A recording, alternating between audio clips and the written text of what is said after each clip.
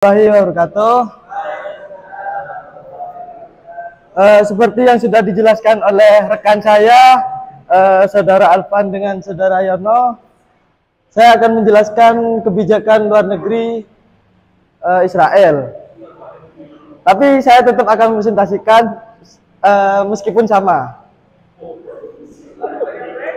Yeah. Oke, di sini pendahuluan ada latar belakang dan relevansi. Untuk Israel sendiri adalah sebuah negara kecil di pinggiran timur Laut Tengah di seputar negara yang mengakui sebagai tempat tinggal orang-orang Yahudi ini. Ada juga sejumlah negara Arab di sebelah utara, di sebelah timur ada Yordania, dan di barat daya ada Mesir. Terus untuk kok gini Bu?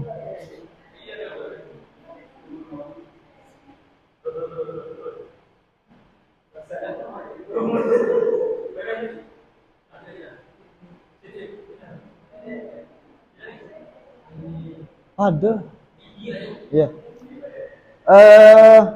Peran strategis Israel di Timur Tengah. Timur Tengah merupakan kawasan strategis terutama jika dilihat dari aspek ekonomi, politik, keamanan, dan ideologi. Berbagai kekuatan politik di dunia senantiasa berusaha untuk menguasai kawasan tersebut. Dalam dua dasawarsa belakangan ini, AS atau Amerika Serikat merupakan negara adidaya yang sangat berkeinginan meletakkan kawasan Timur Tengah di bawah cengkramannya. Para politisi Gedung Putih melihat bahwa dinamika politik di Amerika tersebut dengan kebangkitan Islam potensial akan menjadi faktor penghalang bagi jalan Amerika Serikat untuk melindungi sekutunya, yaitu Israel.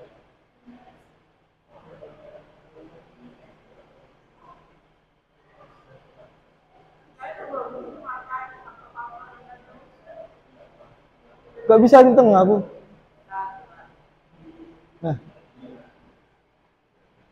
Oke, di sini ada faktor-faktor penentuan kebijakan luar negeri di Israel. Politik domestik.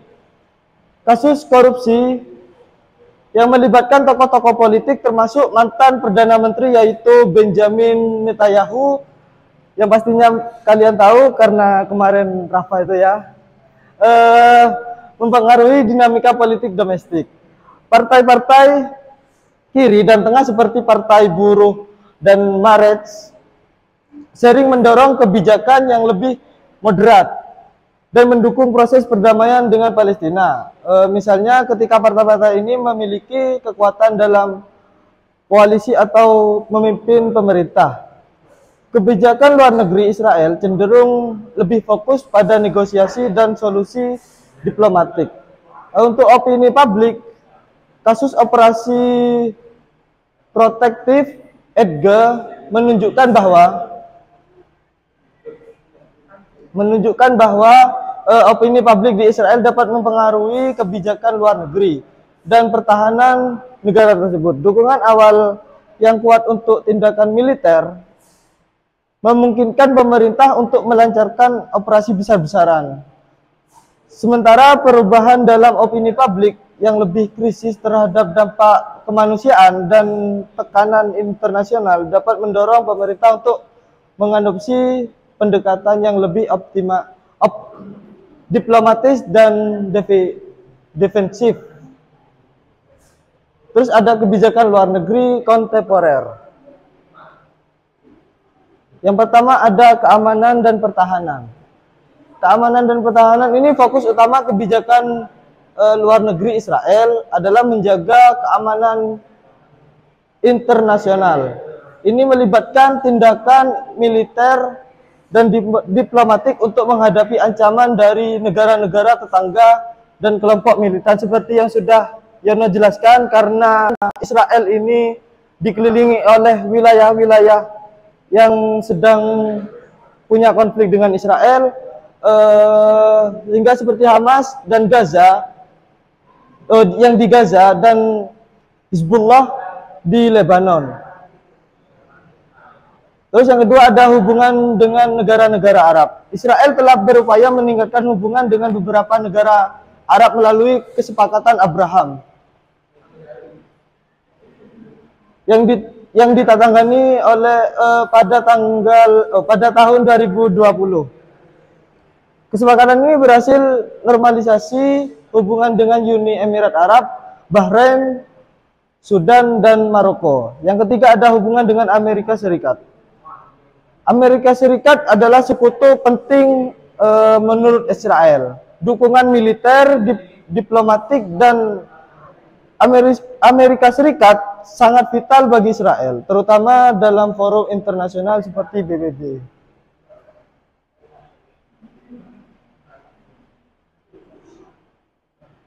Nah, yang keempat ada Iran. Kebijakan luar negeri Israel secara tegas menentang program nuklir Iran.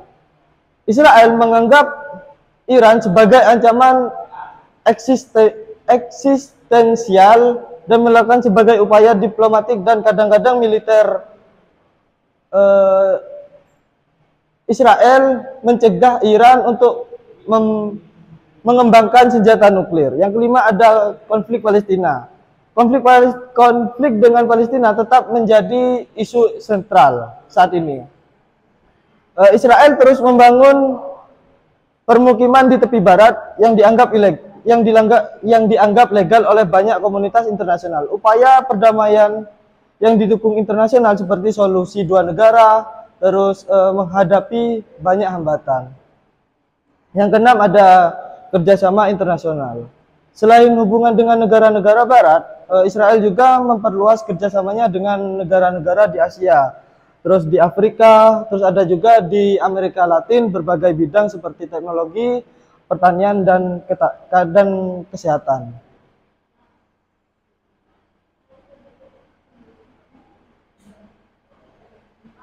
Ini Bu, nomor 7.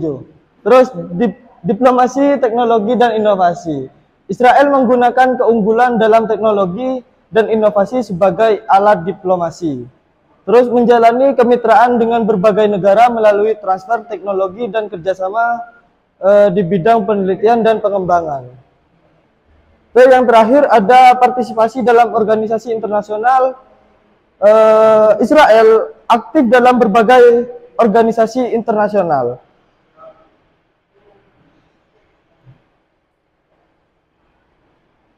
Terus ada tantangan dan prospek untuk masa depan.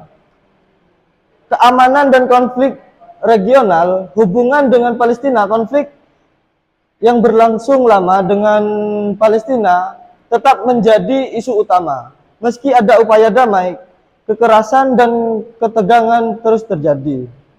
Ancaman dari negara tetangga, hubungan yang tegang dengan negara-negara seperti Iran, kelompok militan di Lebanon, terus di Gaza juga menambah tantangan keamanan. Terus ada isolasi diplomatik, meski ada perjanjian normalisasi dengan beberapa negara Arab melalui Abraham, akord Israel, seperti Abraham, Israel masih menghadapi isolasi diplomatik dari beberapa negara, terutama dari dunia Islam. Untuk ekonomi, kesetaraan ekonomi yang tinggi dan biaya hidup yang meningkat adalah tantangan utama. Selain itu, pasar tetangga kerja perlu beradaptasi dengan perubahan global dan teknologi. Terus di sini ada kesimpulan, Amerika Serikat merupakan negara adidaya yang sangat berkeinginan meletakkan kawasan di Timur Tengah di bawah cengkeramannya.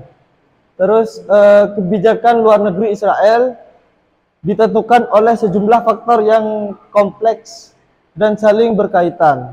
Ancaman dari negara-negara tetangga, kelompok militan seperti Hezbollah dan Hamas, serta potensi ancaman dari Iran, semuanya mendorong Israel untuk fokus pada kebijakan pertahanan yang kuat. dukungan militer, ekonomi, dan diplomatik dari AS memainkan peran krusial dalam kebijakan luar negeri Israel. Selain itu, hubungan dengan baik, itu saja dari saya. Assalamualaikum warahmatullahi wabarakatuh.